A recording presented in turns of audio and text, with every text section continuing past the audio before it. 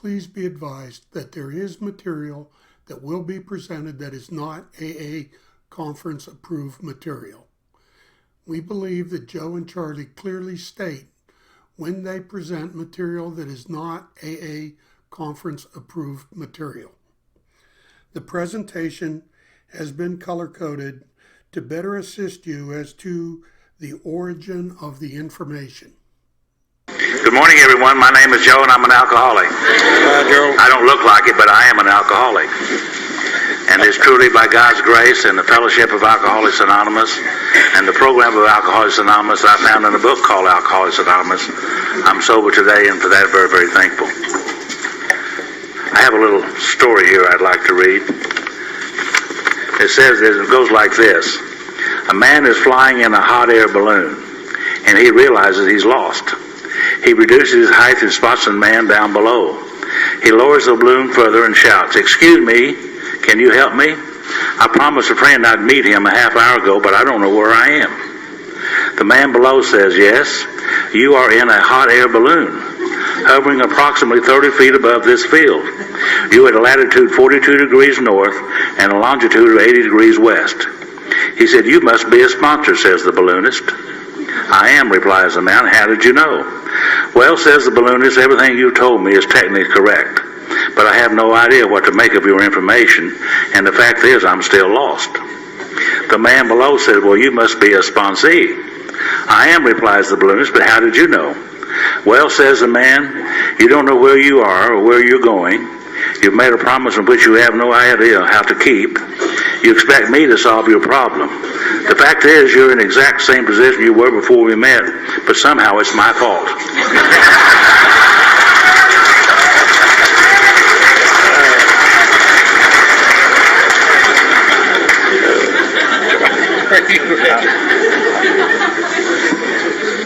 Good morning, everybody. My name's Charlie Parman. I'm a very grateful recovering alcoholic. Hi, Charlie. Because I'm a member of the Fellowship of Alcoholics Anonymous, and by the grace of the power that I found through the 12-step program of Alcoholics Anonymous, I haven't found necessary to take a drink for 12,287 days today, one day at a time, and for this I'm very grateful. You guys look great. You really do. Absolutely look great. Look like you're enjoying your life and everything's working out just fine for you. Have any Al-Anons here this morning? Oh yeah, several Al-Anons. Good. I want to tell a little story that involves not only we alcoholics, but Al-Anons too. I think you might enjoy it. It's a story about an AA member and his spouse who was an Al-Anon and a child who was in Alateen. And they had gone to an AA convention. And on the way back home, they decided they would go out to the countryside just to see some different scenery. And they got out in the countryside, and sure enough, they got out there and they got lost and couldn't find their way out. So they finally stopped at the old farmer's house and asked the farmer for directions on how to get out of there. And the farmer said, "Well, I can give you directions to get out of here. It's really not that hard." But he said, "It's getting so close to dark, you're probably going to get lost again." He said, "Why don't you just spend the night here with us at the farm and you can get up and leave in the morning?" And they said, "Okay, yeah, that would be fine. That would be great." And the farmer said, "But we only got one problem." He said, "I can only sleep two of you in the house. One of you will have to sleep down in the barn with the animals." And the little Alateen said, "Oh, let me sleep down there."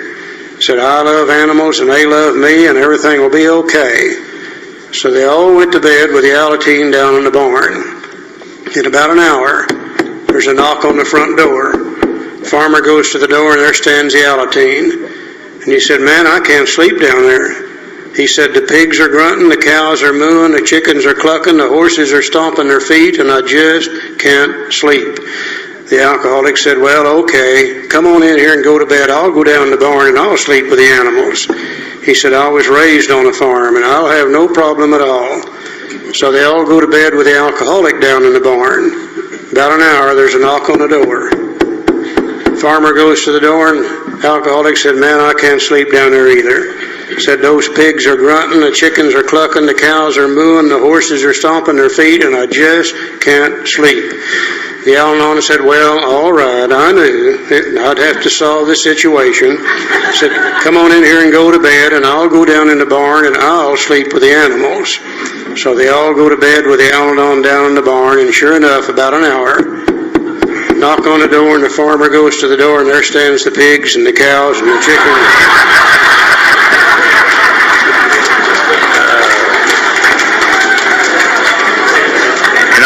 Anybody can be an alcoholic, but you got to know somebody to be an Al-Anon.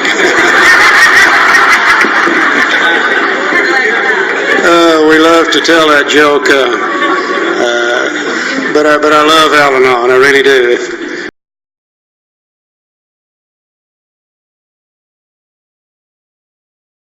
Okay, now if you're allergic to strawberries, that manifestation is a rash. If you're allergic to milk, that manifestation is dysentery. If you're allergic to ragweeds, that manifestation is itchy, watery eyes. If you're allergic to alcohol, that manifestation here is referred to as the phenomenon of craving. He calls it a phenomenon because he didn't understand it. It's the actual physical craving that's developed in the body after we've had a couple of drinks. And it's very important that we look at the word craving and understand it as used in the book. A lot of people say, well, I came to AA and I craved a drink for 3 years. That's the wrong use of that word in the context of the big book. They needed a drink, they desired a drink, they wanted a drink. In the big book, the only way an alcoholic can crave alcohol is put it in the system first. Then the allergy takes over. The phenomenon of craving develops. The actual physical craving comes into being after we've had a couple of drinks. And it's manifested by what he calls the phenomenon of craving. And only alcoholics feel that. Non-alcoholics never feel that. Now let's go over to Roman numeral 28. And he's going to expand on this idea. Or Roman numeral page 30 in the 4th edition. He's going to expand on this idea of the phenomenon of craving, the manifestation of the allergy, and he's going to expand by talking about 5 different types of alcoholics. There's as many different types of alcoholics as there are in this room tonight. But he's only going to talk about 5. He said the classification of alcoholics seems the most difficult, and much detail is outside the scope of this book. He said there are, of course, the psychopaths or emotionally unstable. We're all familiar with this type. They're always going on the wagon for keeps. They're over-remorseful and make many resolutions, but never a decision. We call that type 1. There is the type of man who is unwilling to admit that he cannot take a drink. He plans various ways of drinking. He changes his brand or his environment. Type 2. There is the type who always believes that after being entirely free from alcohol for a period of time, he can take a drink without danger. Type 3. There is a manic-depressive type who is perhaps the least understood by his friends and about whom a whole chapter could be written. Type 4. Now, I always thought I was the next one, type 5. Then there are types entirely normal in every respect, except in the effect alcohol has upon them.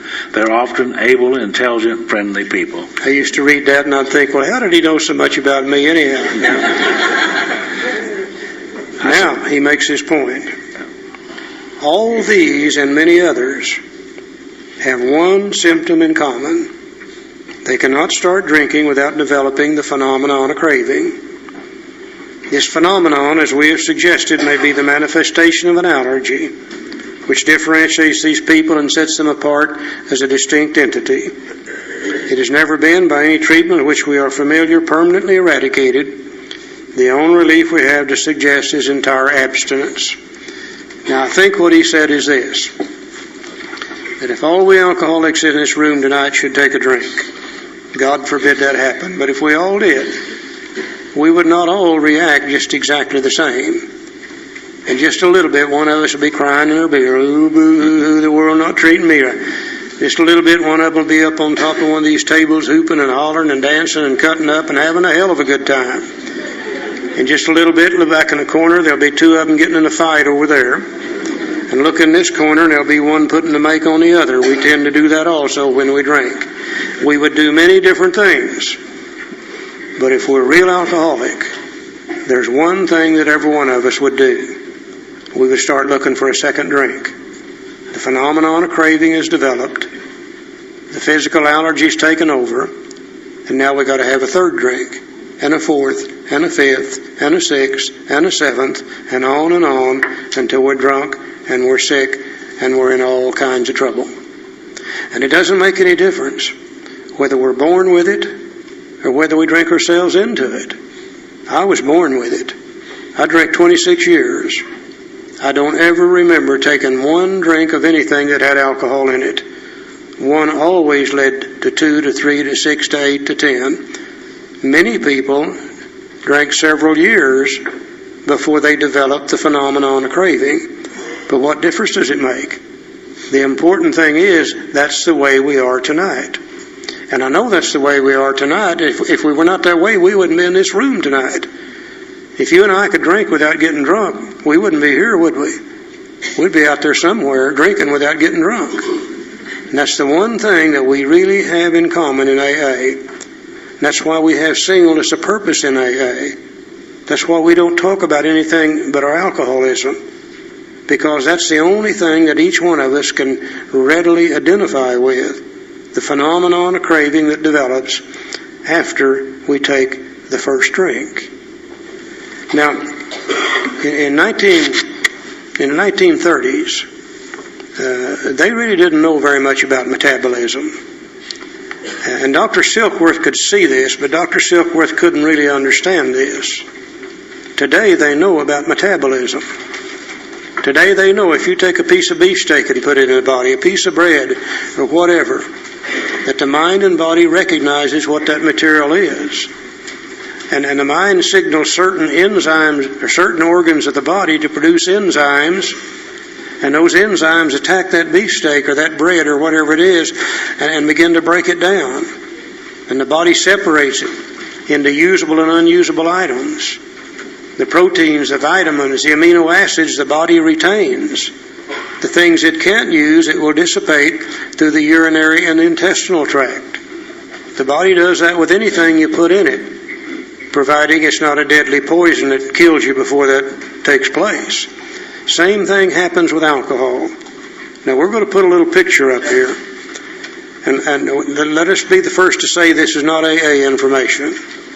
AA will not get involved into why we are allergic, because that would immediately begin to bring controversy. But this information came out several years ago, and it has such depth and such meaning for people like us. I think we would really be remiss if we didn't take a look at it and get an idea about this physical allergy to alcohol. And if you'll notice on one side of that, or in the center of that picture, there's a line that says 9 drink safely and they are at ease. That's the normal social drinker. They put alcohol in their system. The body recognizes it. The mind and body recognizes it. Certain organs of the body begin to produce the enzymes. The enzymes attack it and break it down first into a material called acetaldehyde. After a while it becomes diacetic acid. After a while it becomes acetone. And in the final stages it becomes a simple carbohydrate made up of water, sugar, and carbon dioxide. The body will use the water or dissipate the excess through the urinary tract. The sugar will be used by the body, its energy, its calories. It will burn it, the excess. It will store as fat to be used at a later date. The carbon dioxide will be dissipated through the lungs. Now, in a normal social drinker, that takes rate at approximately 1 ounce per hour. I know it varies with different people, but the average is 1 ounce per hour. And if they don't drink over 1 ounce per hour, they don't get drunk. And very seldom do you see one of them drinking more than 1 ounce per hour. If you're with one and they're drinking more than 1 ounce per hour, you better stand back, because they're going to puke on you after a while. Now, it's not going to stay in there for them. Let's look over on the left-hand side of that chart. That's the one who does not drink safely or is at dis-ease with alcohol.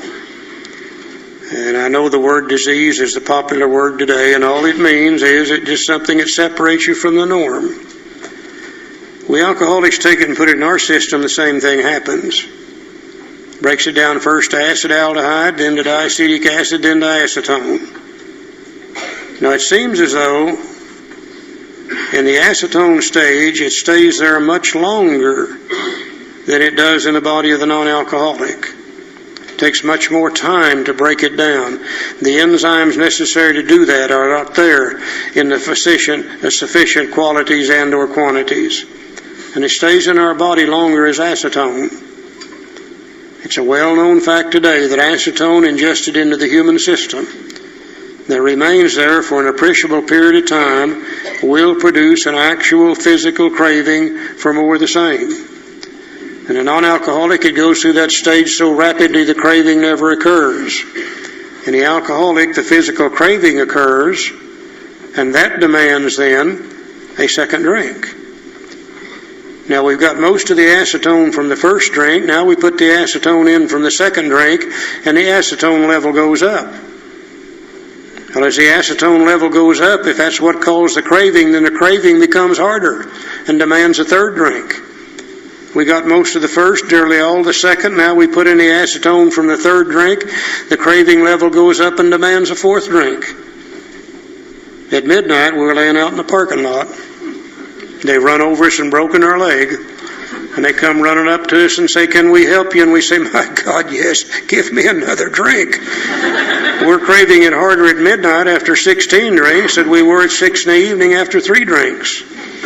That explains to me why I never got enough. I never got enough. I never could get all the alcohol I wanted. Drank it 26 years. I never remember drinking all I wanted to drink. Now, I drank a hell of a lot more than I needed to drink and should have drank, but I never got all that I wanted. Hell, I might be laying there puking my damn guts up and wanting another drink right on top of it. You know, one drink leads to 2 to 3 to 6 to 8 to 10. Now, that wouldn't be so bad if it never got any worse. But we know that alcoholism not only is an illness, it is a progressive illness. It always gets worse, never better. Probably for 2 reasons. We know that alcohol is a destroyer of human tissue. We know that the longer we drink it, the more we drink it, the more tissue we destroy. And it seems as though the first organs of the body that this stuff begins to destroy are the liver and the pancreas. Today they know that the liver and the pancreas are the 2 organs of the body that produce the enzymes necessary to metabolize alcohol. And as we damage them and destroy them, the enzyme production becomes less and less. The craving becomes harder and harder. The drinking becomes harder and harder. And the resultant troubles become more and more and more. Also, probably due to the aging factor. We know as we get older, the body begins to shut down on the production of everything. Now, I wish that were not true, but it is. Hell, I'm experiencing a lot of that in a lot of different ways today. But if I'd take a drink tonight, I wouldn't start where I left off X number of years ago. If I took a drink tonight, the craving would be much more harder. The drinking would be much more harder. The trouble would be much worse. Always, it is progressive, whether we're drinking or whether we're not drinking. Now, when I saw that, and when I could accept that in my life, then I could say, that's why I can't drink. And from that moment on, I quit trying to drink. Always before, I knew there had to be a way to drink. And I tried every way imaginable that any human being has ever thought of. But when I saw that, it explained to me that's why I can no longer safely drink. Now, if I can no longer safely drink, then my problem is solved if I don't take a drink. You see, my allergy can't hurt me if I don't take a drink. My body can't produce the phenomenon of craving if I don't put alcohol in it. And if that was all there was to my illness, then I could say, let's pass the hat, and everybody put in $1, and let's get up and go home. But we know that we got another problem too. And my book is going to tell me repeatedly, the fact that we're allergic to alcohol is extremely important, but that says that is not my real problem. My real problem is that I can't keep from putting alcohol in my system, left on my own resources. I know a guy that's allergic to, of all things, fish. Every time he eats fish, his throat swells up and he almost chokes to death. Another trip to the hospital. Now, the fact that he's allergic to fish is beside the point if he never ate fish. But when it comes to fish, there's something in his head that's not working right. There's a light bulb that doesn't come on, a switch that don't close. There's something wrong with him, because from time to time his mind tells him that it's okay to eat fish. And I bet it nearly always starts like this. Hell, I haven't had any fish in 90 days. Surely I could have one piece of fish. There's that rock cod I've been eating. If I'd eaten nothing but good northern pike, it would be okay. Or it might even say it's them damn people I've been eating fish with. If I just changed my crowd, I'd be whatever the reason, his mind gives him permission. And then he eats the fish. And then the allergy takes over. And then he goes to the hospital. I'm the same way when it comes to alcohol. Left on my own resources, I cannot keep from taking a drink of alcohol. My mind will tell me eventually that it's okay to drink. This time it's going to be different. This time we're not going to get drunk. This time and I'll take a drink, and I'll trigger the allergy, and I end up drunk all over again. So my real problem lies not in my body, but it lies within my mind telling me that it's okay to drink. Now, Dr. Silkworth knew us quite well. Not only did he tell us about the body, now he's going to tell us just a little bit about the mind, and then we'll be through for the evening. We're going to talk about the most dangerous part of the illness, and the most dangerous part of the illness is not when we're drinking, it's when we're sober. And the reason why it's the most dangerous part of the illness is because we're thinking about drinking. That's our problem. In Roman numeral page 26, in the 3rd edition, Roman numeral page 28, in the 4th edition, last paragraph. Yeah, back up a couple of pages now and go to that last paragraph. And he says this: men and women drink essentially because they like the effect produced by alcohol. Now, many alcoholics are highly offended when you tell them that. They say, oh, no, that's not the reason I drink. They say the reason I drink is I love the taste of alcohol. I wouldn't argue with them whether they do or not. I love the taste of cold beer.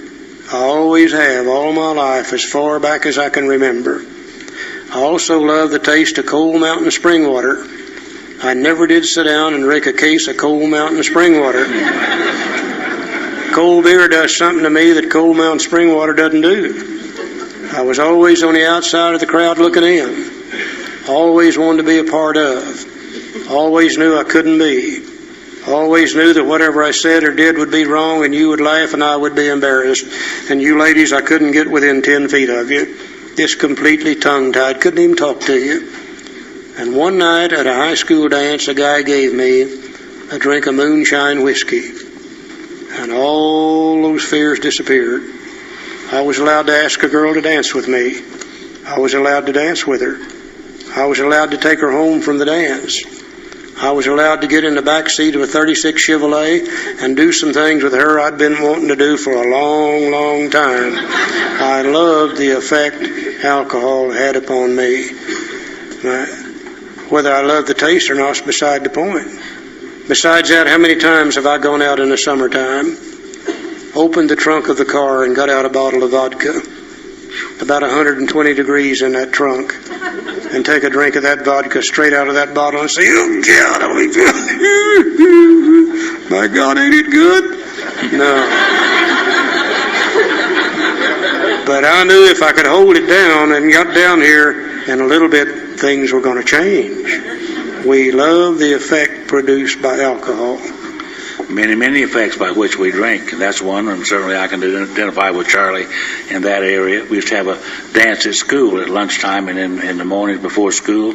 And at lunchtime, they played a few records, and the guys and gals would dance, and I always wanted to dance and never could. One day, my cousin Gary, whose father was a bootlegger, brought a half pint of whiskey that Charlie talked about to the dance that morning, and he said, "Here, have some of this," and I took a drink of it and walked right over to that girl, and I said, "Would you like to dance?" And she said, "Well, sure, I'd like to dance." I didn't know you could dance, and I said, "Well, I didn't either." Still can't dance. I just hang on to them, let them dance, you see. But there are many, many effects, and we know that alcoholism is a progressive illness. Later on, I began to overdo some of the things that I would like to do when drinking. And some mornings I'd wake up and I'd have a little guilt, shame, and remorse for some of the things I did while drinking, which caused me to take another drink to get rid of the guilt, shame, and remorse. And then I began to do some other things that were not too good and not too nice. And the end of my drinking, I was drinking for the sickest effect of all. And the sickest effect of all was total oblivion. And that was the reason why I drank in the end. But there's only one thing wrong with oblivion, though, isn't there? You wake up and you start all over again. And that's where I found myself in the end. But that didn't happen right away. Slowly, over a period of a long time, through the use and abuse of alcohol, I developed that. Okay, now we've left the body and we're dealing with the mind. Let's look very carefully at the words in this paragraph. Here he's referring to what we think and the way we feel when it comes to alcohol. Says the sensation is so elusive that while they admit it is injurious, that they cannot after time differentiate the true from the false. To them, their alcoholic life seems the only normal one. It used to be that drinking alcohol was abnormal to me. In the end, it became normal. The abnormal become normal, and I didn't know the true from the false, whether it was abnormal or normal drinking. Didn't know the true from the false. To them, they are restless, now irritable. This is the way we feel when we're out there on one of those enforced periods of sobriety. We've sworn off, we're not ever going to take another drink. Now listen. They're restless, irritable, and discontented. We put a few more little words in there full of guilt, shame, and remorse also. Remember whenever you were brand new, they said if you didn't drink, you were going to feel better? Well, you're going to feel better, all right. You're going to feel resentment better. You're going to feel anger better. You're going to feel a lot of things better because we don't have the alcohol to kill the pain. We're running around out there and we're dry. We're not drinking. And we're restless and we're irritable and we're discontented. And we're filled with shame, fear, guilt, and remorse associated with the things that we've done while drinking. And we're sober, but we don't feel good. And we want to feel better. And our mind begins to think about that great feeling we get from that drink of alcohol. And let's say again, experience a sense of ease of comfort, which comes at once by taking a few drinks. We begin to think about that great sense of ease and comfort, that great exciting and controlled feeling that we get from a drink of alcohol. And after a while, the mind, thinking about what alcohol is going to do for us, pushes out what it did to us.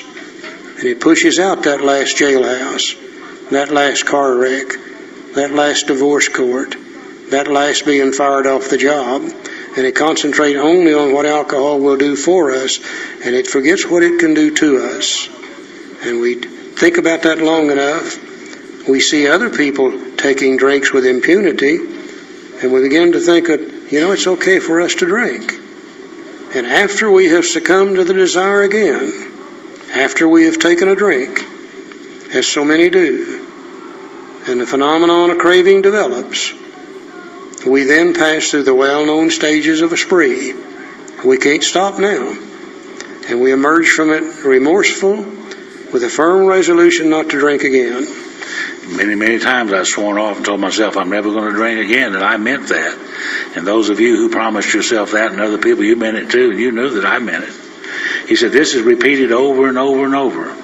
And unless this person can experience an entire psychic change, there's very little hope for his recovery.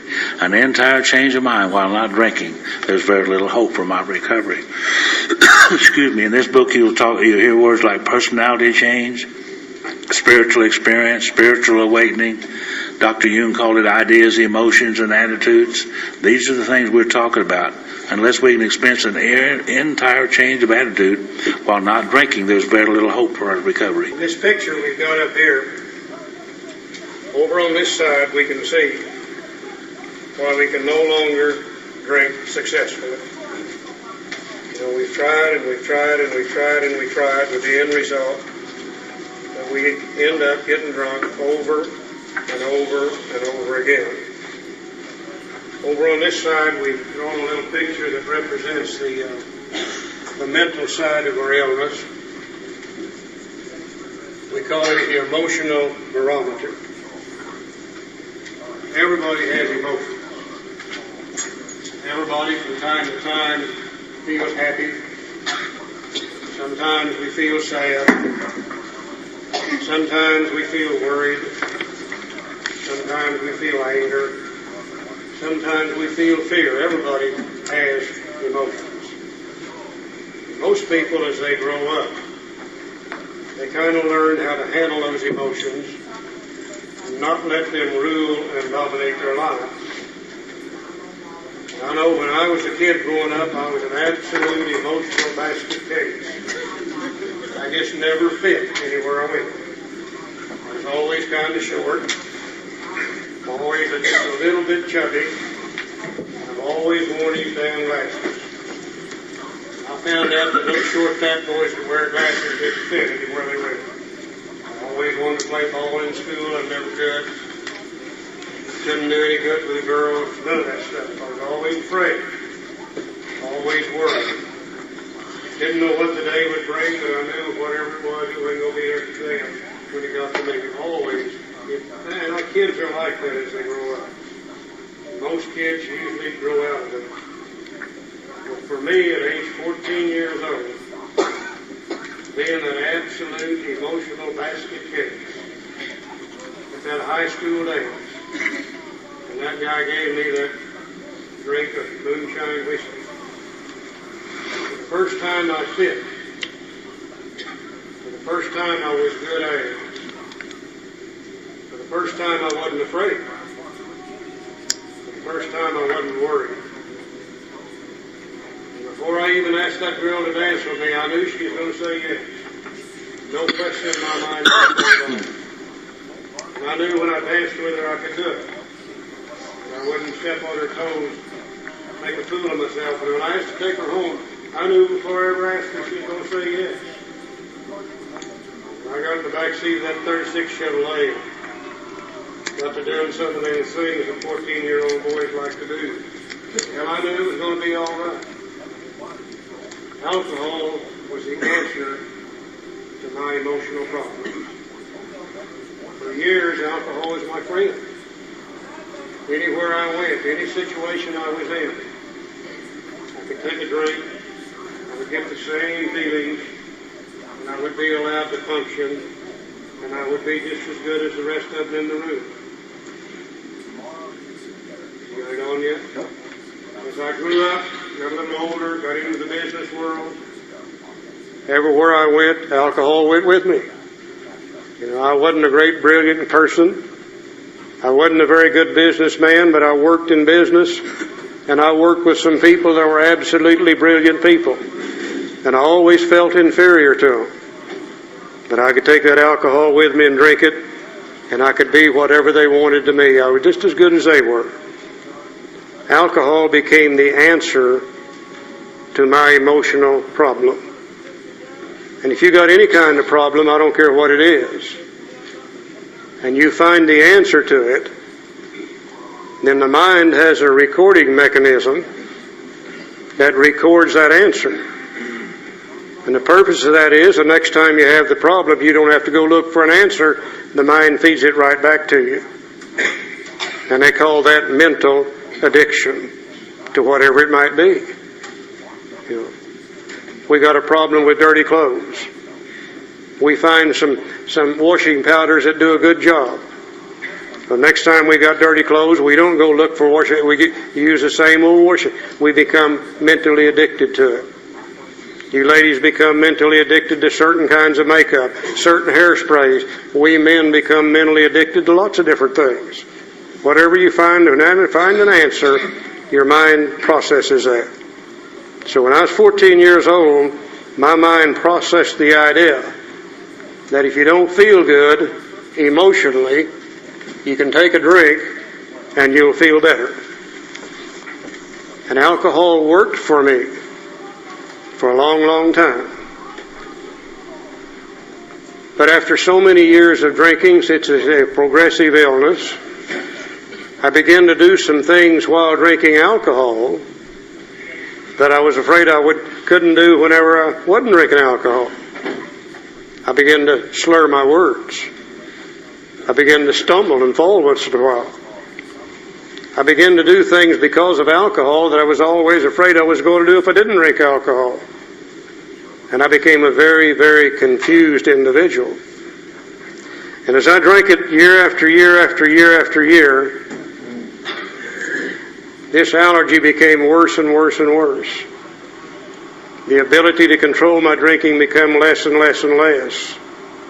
I began to get into more and more and more and more trouble. Now, as I began to get into that trouble, I said to myself, and so many of we alcoholics do it, I didn't think about quitting drinking because, after all, alcohol was the only thing that worked for me. And alcohol was the only friend that I had. And I didn't think about quitting drinking. What I said was, Charlie, you're going to have to learn to control your drinking. Any of you all ever try to control your drinking while drinking? Well, I can see now by that chart why it was impossible for me to do that. I'd sit out on a thing that I'm just going to go to this business function tonight now, and all the rest of them can drink all they want to, but I'm just going to sip on mine. And I won't drink over a couple of drinks this evening, and I won't get drunk and end up under the damn table. Well, hell, I'd take that first sip and I was lost. I ended up drunk over and over and over again. Today I see why I couldn't control my drinking. I tried changing the brands. Hell, one time I even drank rum. Now, I'll tell you, drinking rum will give you dysentery if you drink enough of it. Give it to you bad, too. I tried drinking nothing but good bourbon. I tried to drink blended whiskeys, and I finally, of course, ended up like so many drinking that damn vodka. And damn near killed me before I got through with it, too. But somewhere down the line, I realized that I couldn't control my drinking. So I said, Charlie, there's only one thing left for you to do. You're just going to have to quit drinking. Whether you like it or not is beside the point. You're going to have to quit. And I did the same thing that so many of we alcoholics do. I trotted out old Willpower, and I stuck him right in there, and I said, sick 'em, Will. We're through with that damn drinking. And when we alcoholics tell you that we're through with that drinking, we really mean that. We intend to quit drinking, period. We don't know that we can't quit. We don't know that willpower will not keep us from drinking. You know, people say we're weak-willed people. Don't you believe that? We're strong-willed people. Weak-willed people do not become alcoholic. Third time they puke, they quit drinking. Alcoholic knows there's got to be some way to drink without puking. We damn near kill ourselves trying to drink. We got lots of will. Stuck old Will in there. And I said, okay, Will, we're through with that drinking. Now remember, I had removed from me the only thing that had ever made me feel good. The only thing that had ever been the answer to my problems, I had taken it away from me now. And I had replaced it with nothing but willpower. As the days went by, I became restless. I became irritable. I became discontented. I became filled with shame and fear and guilt and remorse. And I wanted to drink so badly I think I would have given my right hand to get it. And I knew I couldn't drink it because I knew if I did I was going to get drunk. And my emotions kept building up and building up and building up. And one day it said, let's take a drink. You'll feel better if you take a drink. And willpower said, no, sir, we're not going to drink. We're through with that damn drinking. We're not going to drink anymore. And the next day my emotions built up a little more. And it said, let's take a drink. And willpower said, no, sir, we're not going to drink. And the next day my emotions built up a little more and said, let's take a drink. And willpower said, no, sir, we're not going to take a drink. But I began to think about, just 2 drinks wouldn't hurt anybody. And I've been sober now for 30 days. And I've proven to myself I'm not an alcoholic. And I could probably have a beer today. And willpower said, no, sir, we're not going to drink. And the mind began to think about how great it would feel just to reach out and pick up that cold glass of beer and drink it. And all of a sudden my mind forgot that I couldn't drink. It refused to remember the jailhouse. It refused to remember that last divorce court. It refused to remember that I'd said I'm not going to drink anymore. Now, the reason willpower don't work for us is just before we take a drink, we think it's going to be okay. And when you think it's going to be okay, then willpower is non-existent. And the idea of what that drink was going to do for me was so strong that it pushed out all reasons for not drinking. And it burned through willpower, and I took a drink. And of course, the instant I took the drink, I triggered the allergy. And I end up drunk and sick and in all kinds of trouble. And I come off of that drunk,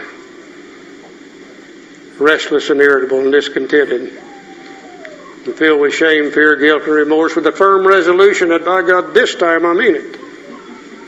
I'm not going to drink anymore. I've got willpower. I can do anything I want to. I'm not going to take a drink. And for a few days, I didn't take a drink. But I had removed the only thing that ever made me feel good and I hadn't replaced it with anything. And the emotions got worse and worse and worse and worse, and triggered the idea of taking a drink, and triggered the idea of taking a drink, and triggered the idea of taking a drink, and willpower kept it off. But one morning I woke up and I didn't see a thing wrong with taking a drink. I knew what a drink or two would do for me. And I couldn't remember that last drunk. I couldn't remember that jailhouse. And if I did remember it, I couldn't remember it with sufficient force to keep me from taking a drink. My mind was thinking only what it's going to do for me, not what it's going to do to me. I took a drink and I triggered the allergy. And Dr. Silkworth says we'll go through that cycle over and over and over and over and over unless we can experience an entire psychic change. And the instant he said psychic, he's dealing with the mind only, period. Our psychic is made up by how we feel, by how we think, by our ideas, our emotions, and our attitudes. If I could find a way to live where I could be sober and not be restless, irritable, and discontented. If I could find a way to live where I could be sober and not be filled with shame, fear, guilt, and remorse. If I could find a way where I could live and be sober and be happy and peaceful and free, then I wouldn't need to take a drink in order to change the way that I feel. But if I don't find that way, my mind will eventually take me back to the idea of drinking. Over and over and over. Joe and I have got a good friend that used to live in Tulsa, Oklahoma. His name was Kermit. And Kermit moved up to Kansas, and Kermit was 29 years sober when he moved to Kansas. And Kermit was a good man. And Kermit had a good program. And Kermit was peaceful, he was happy and free. And he moved up to Kansas, and AA at Kansas didn't suit him. It wasn't like the AA in Tulsa. And he quit going to meetings. And in less than a year, his mind had convinced him that it's okay to drink. And Kermit took a drink, and of course he got drunk. Joe asked him, said, "Kermit, what did you think of just before you took the drink?" He said, "I didn't think of a damn thing." He said, "I didn't think about AA. I didn't think about alcoholism. I didn't think about I was going to get drunk. I could only think about what that drink was going to do for me." Now, if we would take our program of action and apply our program of action in our lives, then we're going to have a psychic change. We're guaranteed that. Dr. Jung told Roland Hazard that ideas, emotions, and attitudes, which were once the guiding forces of these men, are suddenly cast to one side and replaced with a new set of ideas, emotions, and attitudes. And they're able to live peaceful, happy, and free and not have to drink alcohol. You see, that's the key to Alcoholics Anonymous. Any idiot can get sober. And we'll say that again. Any idiot can get sober. All you got to do is slap the hell out of a policeman and you're going to get sober. There's no doubt about that. The question is, how do you live sober and be peaceful and happy and free and satisfied with life and not have to go back to drinking again? And that's what our whole program is about. See, if we really work our program of action, we're going to have a complete change in attitude. And those old ideas, emotions, and attitudes are going to be cast aside, and they're going to be replaced with a new set of ideas, emotions, and attitudes. I can go anywhere in the world today, and I'm not afraid of anything. I can sit down in the biggest business meeting in the world and feel perfectly comfortable. You know, a few years ago, the other Joe and I got to go to England. And we were invited into Parliament. And we got to sit down in a seat where the Queen sat. And we got to participate in Parliament over there. And I felt just as comfortable there as I've ever felt in my life, period. Our program of action has done for me what a drink of whiskey used to do for me. And my program of action has never put me in jail. It's never put me in a divorce court. I've never had a car wreck over my program of action. It has given me all the good that alcohol ever gave me and none of the bad. So I'd say for anybody in here tonight, if you really want to stay sober, AA is not about just staying sober. AA is about changing ourselves so that we can be sober and be happy about being sober. That's what AA is for. And for years we got away from our program. And we got to measuring success by how long you've been sober, not by the quality of that sobriety. And thank God today, people like you all over the world are going back into the book. You know, you're finding out there's something here other than just sobriety. And you're using this program to change your whole attitude toward life.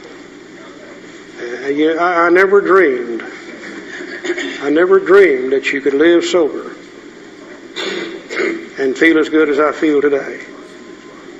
And not just today, as good as I felt for the last many years, simply through this program. Now, in looking at this picture up here, it's easy to see.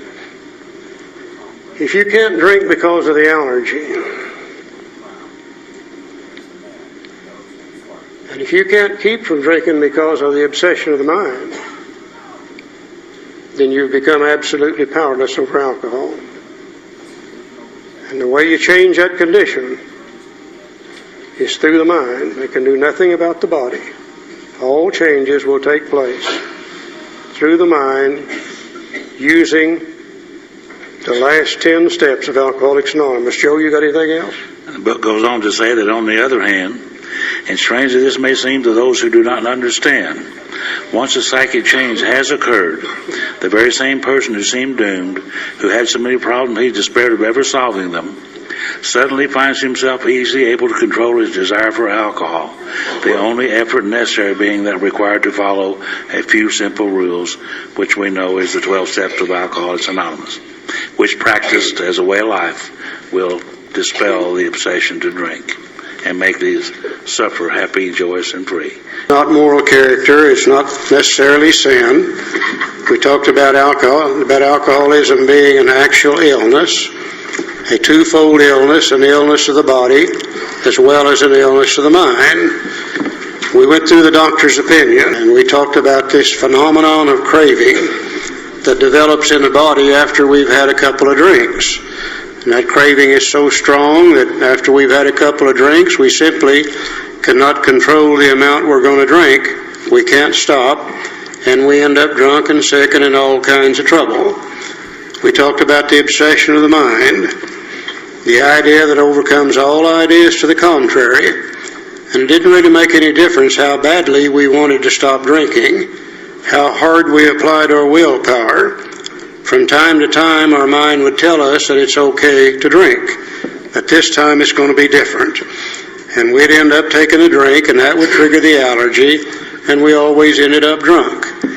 And Dr. Silkworth said we would repeat that cycle over and over and over and over and over unless we can experience an entire psychic change. So I think it was quite easy for us to see what the problem of alcoholism really is through the doctor's opinion. Remember, that's what Dr. Silkworth gave to Bill in the summer of 1933. That's what Bill gave to Dr. Bob when he called on Dr. Bob, and Dr. Bob ended up getting sober. That's what the two of them gave to Bill Dotson, AA number 3. And from that time on, every time they went out to do what they called a visit and talk to a new person, that's the first thing they did. They talked about the exact nature of the illness. Through the sharing of their stories with the newcomer was able to see what the problem really is. The newcomer would be able to see their physical allergy.